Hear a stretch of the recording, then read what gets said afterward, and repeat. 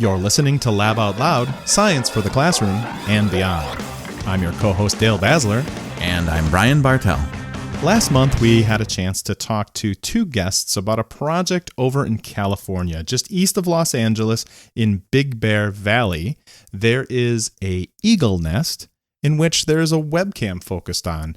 And you can see the two eagles, the two stars of the show, in this webcam because it's live streaming on YouTube. And it's been quite entertaining, informative. I've learned a lot watching this webcam. And so luckily we had a chance to talk to two people to tell us more about the project. Hi, I'm Sandy Steers, and I'm Executive Director of Friends of Big Bear Valley. So what motivated you to have a camera up in the National Forest on these eagles?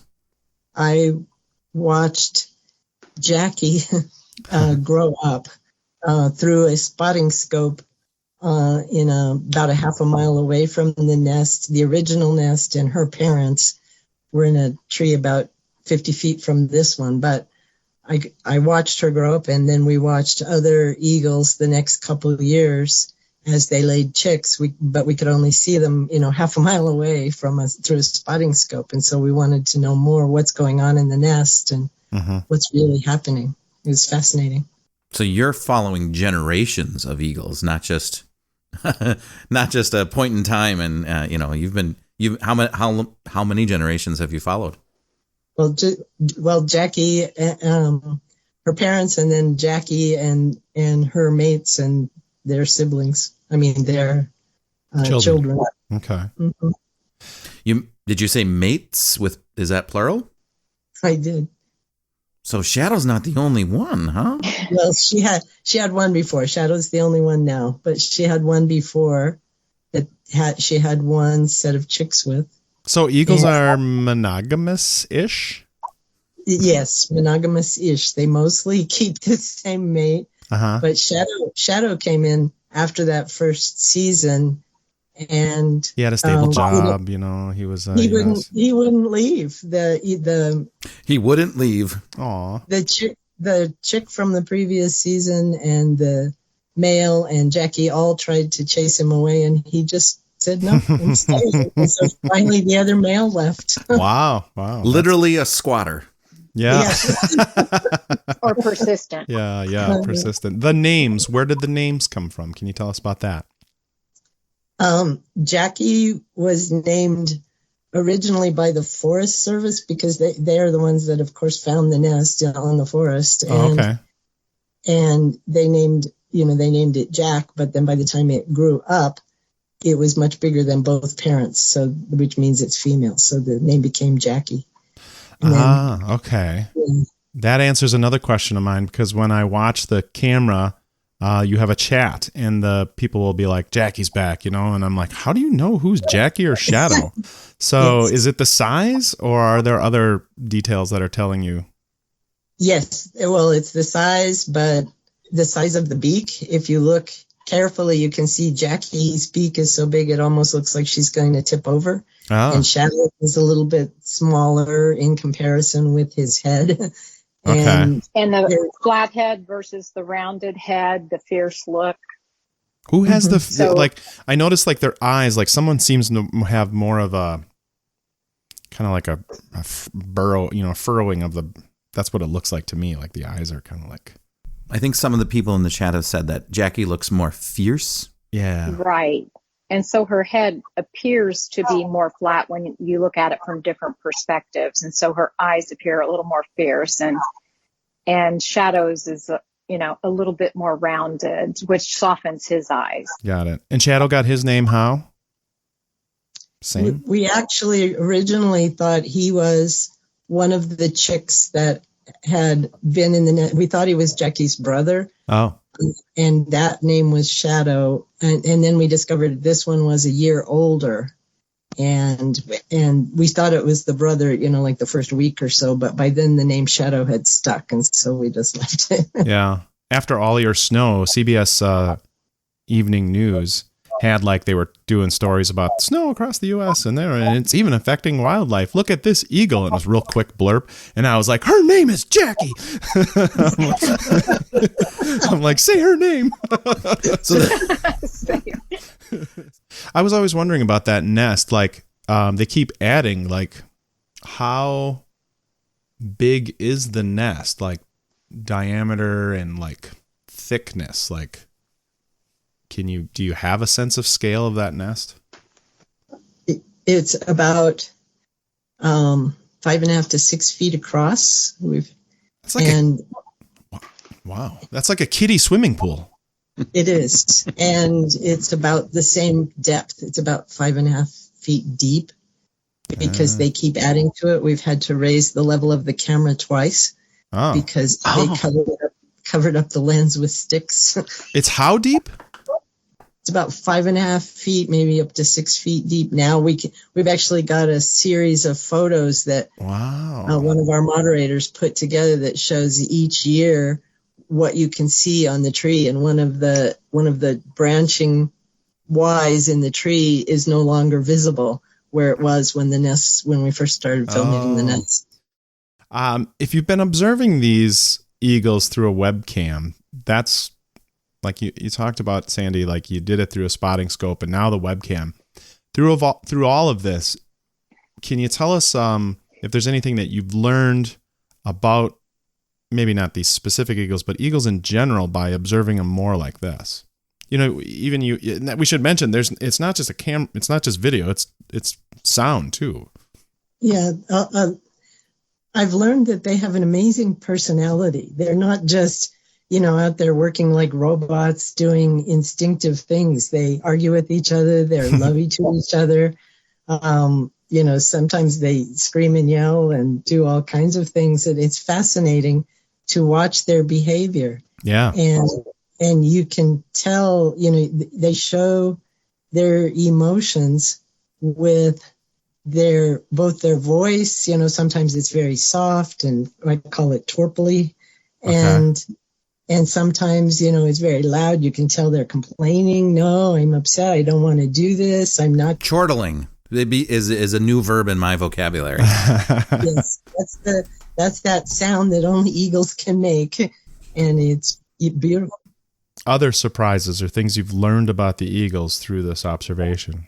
We've learned how determined they are, that no matter what happens, sometimes it will take them a little while to get over something, but they just keep going. They no matter what happens, they move on to what's next, and they just keep going. So it's a great demonstration in picking yourself back up and moving on and continuing. And then, they get over everything and put just as much enthusiasm into the next thing they're doing as they did originally. Yeah.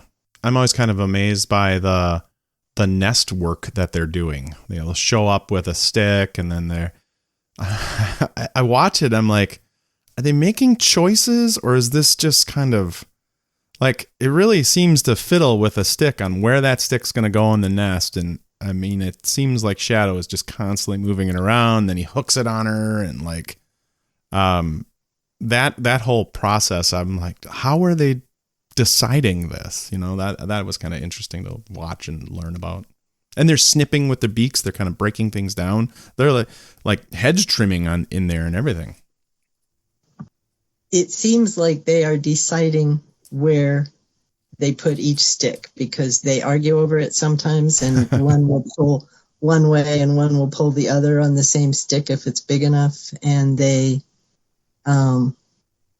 sometimes put it one place and that doesn't feel right, and they pick it up and move it somewhere else, and they move it. And we've seen them spend 10 minutes at least moving the same stick from this spot to that spot to another spot, and then the other one will come in and move that stick from where the original one put it and say, no, that's not the right place. And so yes, they're very particular about where each stick goes. It's almost like we're watching a couple at a furniture store. See, there's a lot of that going on, and I do it a lot too, of this anthropomorphizing the eagles. Is that dangerous? Should we correct ourselves when we do that? I don't think so. I think the more we can connect with the eagles and understand from our perspective what must be going on, or allow them to teach us things that they're doing, and if we put it into our terms, I think it's all a very beneficial learning experience. it's almost like you said, Dale, they're showing us humanity. Yeah. So, yeah. Yeah, they do. Obviously, they have a following, and you have two of the viewers right here, in fact. Yeah, well, we should talk about that. All of this is being posted to a YouTube live stream, and there at times on and off there's a chat, and what appears to be an entire ecosystem of followers that are following that through that video. So we have the YouTube channel, obviously. I'm Candee Roberts, and I lead a team of communication specialists that respond to questions on our social media.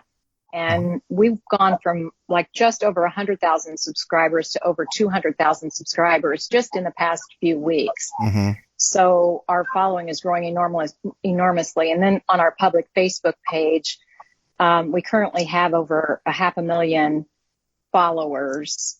And wow. Yeah. that has grown tremendously if you compare it to the previous January through March of last year. But I don't really have the data yet to be specific about that. But it's certainly grown tremendously year over year. And then we have some more community-based opportunities like live chat or our Facebook group, where our community members interact with each other and share favorite videos and pictures and things like that.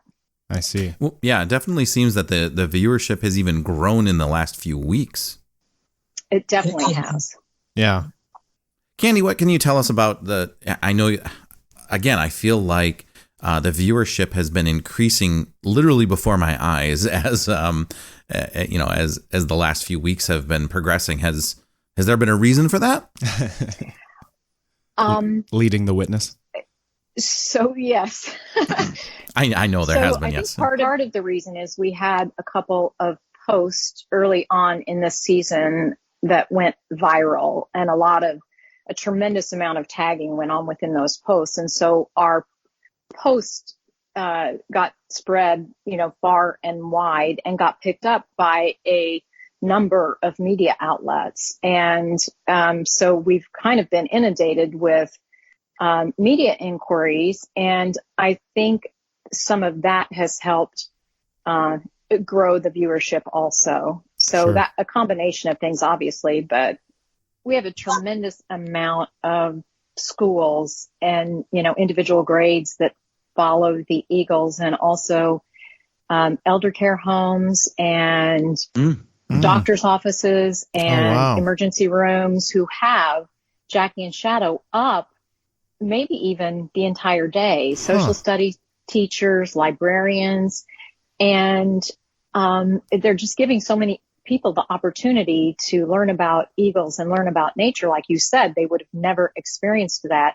So the amazing thing is, because of what you said, the people who communicate with us are just so amazed and happy to be able to experience this. And it's just a wonderful, positive following of people who encourage each other. They encourage us. They ask tons of questions about eagles and their behavior and how they get their white heads and tails and just everything you could imagine. So it's just a very positive experience, and people just enjoy it. Sure. I appreciate the moderator for the chat, because there's a lot of concern about the Eagles, and sometimes it's well placed, and sometimes it's almost like someone's going home crying because of something. And I love the moderator replying with a very calm demeanor about what's happening, and this is a part of nature, and I kudos to you on that.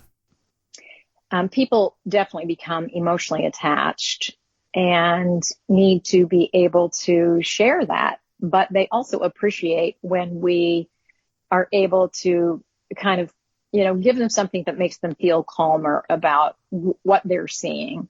Mm-hmm. That's what I was going to say. Is it's interesting that you put a camera up to observe eagles and learn more about eagles, but through the chat and the YouTube feed and the other social media aspects, you're in a way observing people too. Yes. Have you learned anything about people through this process? You know what? I've learned that people are actually very appreciative when they're given the opportunity to experience something that they've never experienced before or wouldn't have had the experience. I mean, we just have very little negativity. So Sure. the things we learn are just, positive, wonderful things to, people who want to be very supportive. Uh-huh. Dale and I both work in elementary schools, and we often see webcams, and there's many Eagle cams out there, and often we'll see this as a passive part of the students' day. They're doing play or whatever. They're doing silent reading, and then an Eagle cam might be just up as a backdrop, for instance. And as Dale said, the audio in it, I think, is powerful too, because you hear this kind of calming background as well. And I think I think even the audio itself would be handy for many classrooms, as just kind of that background white noise, so to speak. We also see it used actively too. There's classrooms that we'll write about the Eagles. We'll write about other webcams that are up there as well. Have you seen some fascinating, I guess, projects that schools have shared of how they've incorporated the webcam? We have. Some of the classrooms have had the students build their own eagle nest. Oh, wow. And then they all neat. made model eagles to put in the nest. It was fascinating. And some of them have drawn, all of them have had the whole classroom draw pictures of the eagles. A couple of classrooms have sent us all the pictures, which was, beautiful. And they've written stories and essays about the eagles and what they've learned about them. It's been fascinating to see what the classrooms are doing. And sometimes when the eggs are hatching, the whole classroom the teacher will turn out the light so they can just all sit in front of it and focus on the video and watch what's happening. Many people were logging on to watch the nest with their eyes fixed on 2 eagle eggs. After the break, we'll talk more about those eggs.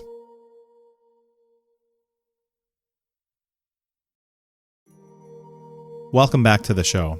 As I said before the break, there were 2 eggs inside the nest. However, not all eggs are viable. So the 2 eggs that we talk about in this next segment actually were left behind, and some crows got to them. But Sandy tells us about some of the other things that can happen about eggs and sort of the timeline for eagle eggs and information about that. Let's go back to the interview. I suppose we should talk about that. The eggs. There was currently 2 eggs in the nest, and we've been waiting for a while for activity. I believe they call it a pip. Is that right? When the beak pokes through? Yes, that's a pip. And yes. We haven't seen anything. Probably more. A lot of time has gone by. So, what do we know? Only what we see. What we see, but it's unlikely at this point that these eggs will hatch, because it's been there. They can only survive for a certain amount of time in the shell without breaking out. We don't know why, because it could be that they were not fertilized. It could be that somewhere along the line it got too cold, or something happened that the development stopped. We don't know why. Okay. And so that's the problem, is we can't know exactly what's going on inside the egg, but by now it should have pipped, and that's when there's a little bump on the shell and starts turning into a hole that the chick is trying to make its way out of. And it's actually a difficult task for it to get out. It has to orient itself a certain way and break through the membrane in order to be able to break that shell off and get out. So we have those kind of possible options for why the eggs haven't hatched. What happens, or first of all, Shadow and Jackie have had eggs and they've hatched in the past, correct? Yes, they've had, Shadow and Jackie have had 2 sets of eggs that had a successful fledging chick from it. Yes. Okay. And what happens to these eggs in the nest now? What will they, get rid of the eggs? What are the next steps for the eggs? Or possibilities? If the Jackie and Shadow stopped sitting on them, at least when the camera was up, they hadn't given up yet on incubating the eggs. If they stop doing that, which they will over time, okay, then it leaves the eggs open to predation. That's one possibility. Oh, okay. Another one is that the eggs if they keep bringing sticks and putting things on top of them, the eggs will just get buried in the nest. That's happened in the past. Oh, interesting. And yeah, they become part of the nest. Okay. Will they, so is it possible they'll lay, Jackie can lay additional eggs this year or season? Yeah. Let's start there. What is the season for eggs? Do they always lay it at the same kind of time, or what does that look like as far as a yearly kind of calendar for eggs and eagles? They usually start in October. In bringing, it's when the light gets to a certain position based on the season and the temperature. Oh, okay. They start bringing sticks to the nest and kind of bonding with each other at the nest, doing beaky kisses. And that is how they bond with each other, is by adding on to the nest each year. That's part of their bonding ritual. Sure. And the eggs have been laid anywhere from January to March in the past. And so that's basically, again, based on the light and the temperatures and things like that. It's possible that they will lay eggs again this year, depending on when they give up on the eggs that are there. And it could be, if the temperatures stay cold, that they might, lay eggs later than they normally would. They has laid them as late as March. So, I guess the other thing we didn't talk about is the eagle being a national bird, our national bird. Are there any aspects of the eagle status, whether it's, it's not endangered anymore, correct? It still is endangered in the state of California. Oh, okay. Okay. But not on a national level. But it's protected. It's protected nationally by the Bald and Golden Eagle Protection Act. Okay. Are there any aspects of that, being its protection or national symbol or anything like that has to influence how you act for this project?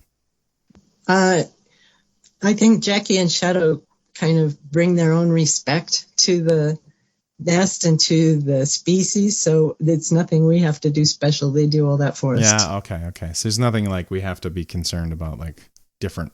They don't have special laws then, except for the Protection Act then. Well, I think you do have to have someone who is licensed to climb the tree that can deal with that, yes. Correct? Okay. To climb the tree, they have to have a state and a federal permit to be around eagle nests. And we can only do it at certain times of the year. We have, in the past, the Forest Service had the chicks banded. So that was they had permission, or gave themselves permission, to hire somebody to go up when the eagles were actually nesting, but we don't do that. Okay. Okay. As we said before, the microphone is also a big factor of the webcam. And I've actually got a chance to hear different sounds that eagles make, and I was wondering if you can help me with some of these sounds. The sound I hear the first time, it's usually like when, Shadow shows up and they both kind of like me.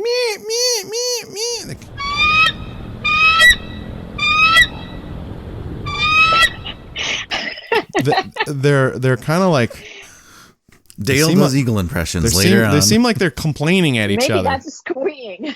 What? Yeah, that's the one they do the most frequent. What is that? That chortling that they do when they're kind of, raise their beak up in the air and kind of go back and forth at each other. That's the chortling. And what they're doing is having a discussion, I would call it. All right. And, she's saying, I'm here. It's time to get off the nest. And he's saying, no, I don't want to. Yeah.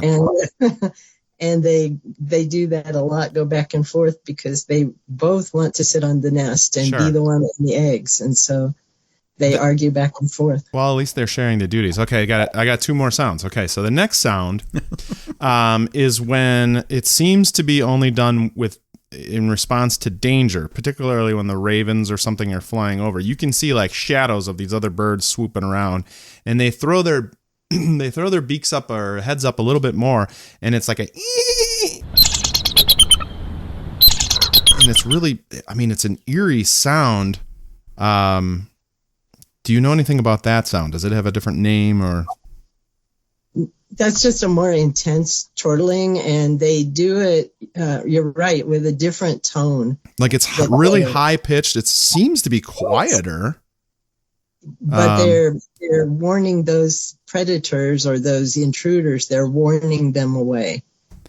Yes. Okay, that's what I mean. That seemed to be the context. So that's when they use that. Is it so? That's their warning call, correct? Yes, that's their warning call. Now the last one was sort of with the warning. It kind of came extra, and I think it was Jackie doing it. I'm not positive, but it was almost like a snort. It was like a whole kind of noise. Like it was like going through there. It was like a kind of a real low noise that came, and it was also after the time of danger. Have you heard that? And she really puts her beak like to the air for that. Yeah, that's when she's just trying to really come from deep inside and make sure they're hearing her, and so she does it like even louder and kind of deeper. But that seems like a totally different one. Like it's like. So do you have classifications like love chortle, danger chortle, and deep chortle? Yeah, that's it's like a warning chortle. I'm coming after you if you don't get out of here, basically. Oh, okay. Yeah, they flap at the birds. That one, you have a video clip of other birds coming by to pest the nest or get the eggs, probably, right? They would be coming to try and get the eggs or to pester the eagles until the eagles left, and then they could get the eggs. Yes, sure. That's what. So she's like flapping like crazy. It seems, I mean, watching it, it's stressful. Yeah, we call those wing slaps that Jackie does. And she's slapping away the predator, warning them to not get anywhere near. Okay. I did have a few more questions about the camera itself. How long has the camera been active? Since October of 2015.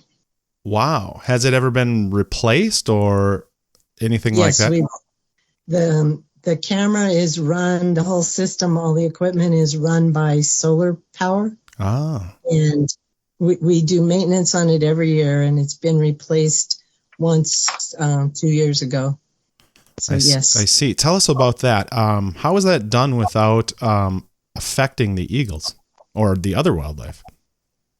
During the summer, the eagles have a nesting season that in this area, it's different in different areas, but in this area, it starts in about October through June. And so in the months when they are not nesting, they're not at the nest very often. They check in maybe once or twice during a week, or sometimes not for 2 weeks. And so during that time, they're not guarding the nest. They're not paying that much attention to it.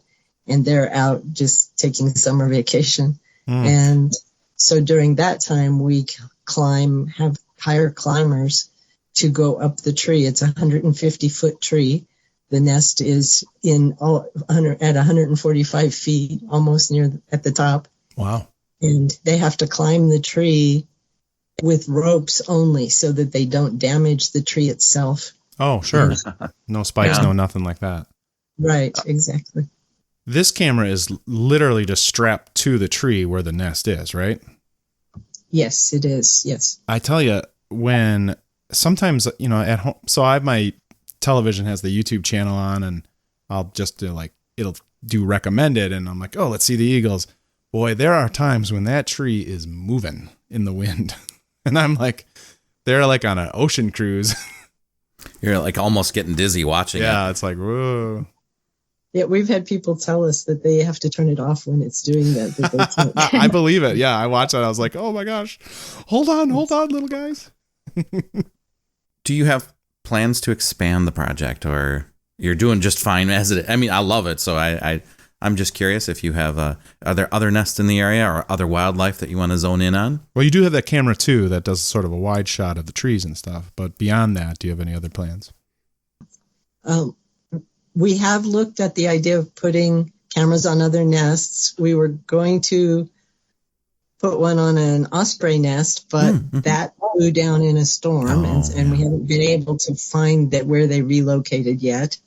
We've looked at the idea of putting it on like coyote dens and things, but in just observing them, they move around too much. So, a camera might watch them for a few weeks and then they would be gone. So we're trying to find something that we could put the camera on that they actually stay in the same place for a lengthy time. Well, thank you so much for your time. This has been a fascinating conversation, and we have loved watching Jackie and Shadow for the last few weeks, and we hope to see some continuing action again. Absolutely. Before we go, is there any way that listeners or anyone who's interested in this, is there ways that people can support the project? They can go to our website, Friends of Big Bear Valley, and they can become a member or give a general donation. Okay. friendsofbigbearvalley.org. Okay. We will put the link in our show notes. And you have merchandise too, correct? Is that so they can they support you that way? Yes. Thank you. Ooh, I didn't know they had merchandise. I know what I'm doing after this. Jackie t-shirt for Dale's birthday. We have some great new Jackie and Shadow hats. Oh, neat. That's awesome. Yeah. All right. Well, I'm going to go do some shopping right now. We thank you both so much for doing this. I should have worn mine if I'd have been smart. Awesome. Well, we thank you again for doing the project, doing all of this, all the time that's been put into it, and connecting with us today for this conversation. It's been great. Thank you very much for having us. We really appreciate that you like Jackie and Shadow and are encouraging people to watch them. Thank you. Thank you. Thanks for listening to our show. If you'd like to know more about this episode or any of our previous episodes, visit laboutloud.com. Lab Out Loud is produced by me, Dale Basler, and my co-host, Brian Bartell. If you have questions, comments, or suggestions for Lab Out Loud, visit laboutloud.com/contacts. Thanks again.